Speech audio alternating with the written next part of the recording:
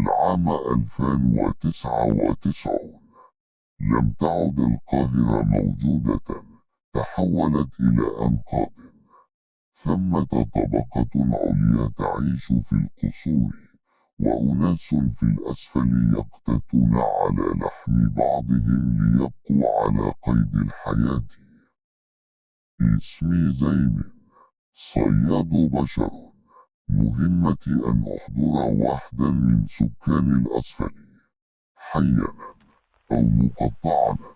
ففي الأعلى هناك من يدفعون المال ليأكلوهم.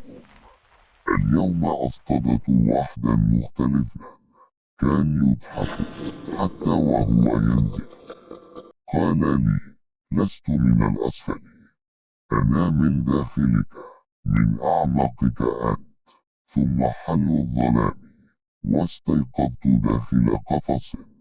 كنت أنا المعلق، وأنا من سيؤكل.